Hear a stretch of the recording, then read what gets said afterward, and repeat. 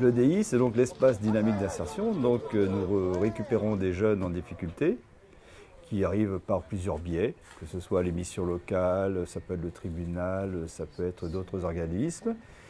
Et par le biais de la ferme, nous les aidons à trouver leur voie, essayer de trouver du travail, des stages et ainsi de suite. Je suis meunier à la ferme. Alors meunier, c'est donc un bénévole qui s'implique un peu plus que certains bénévoles ou qu'adhérents.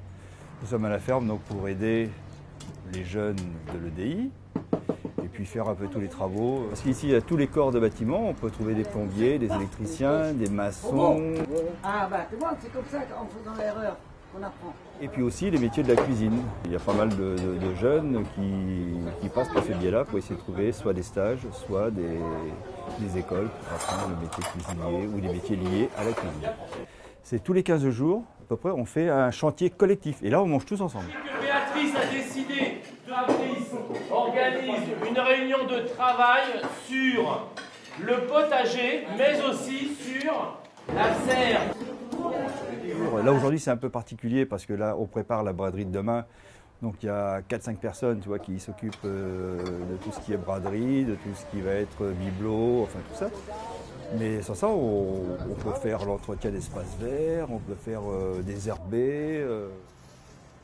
Allez, Cici.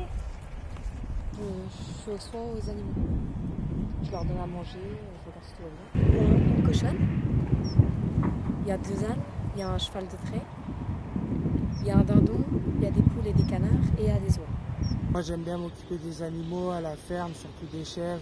On s'occupe des animaux, on s'occupe du potager, j'ai quelques travaux manuels que nos référents nous donnent à faire. La manière de réinsérer les jeunes ici, c'est de leur faire partager en fait la vie de la ferme. Dans un premier temps, ce qu'on s'est aperçu, c'est que ces jeunes avaient beaucoup besoin de reprendre confiance en eux. Le fait, je pense, qu'ils trouvent des parrains, des marraines, ça leur permet de reprendre confiance en eux.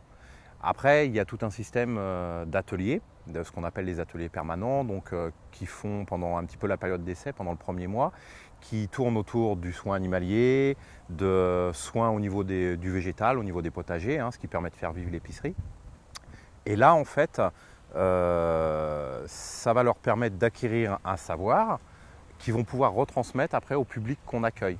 C'est eux qui vont se retrouver en position, c'est moi qui détiens le savoir et c'est moi qui peux vous le transmettre, c'est moi qui peux vous faire rentrer dans les enclos parce que je connais les règles de sécurité, etc. etc.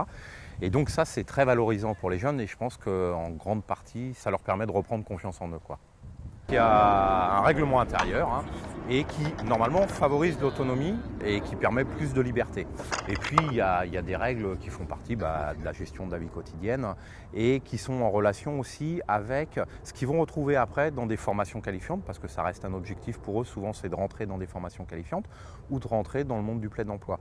Donc c'est vrai qu'on a des règles aussi qui s'approchent du code du travail, quoi. C'est vrai que la régularité, donc pas d'absentéisme, et la ponctualité, arriver à l'heure, c'est souvent les 2 premières règles sur lesquelles il faut travailler, quoi.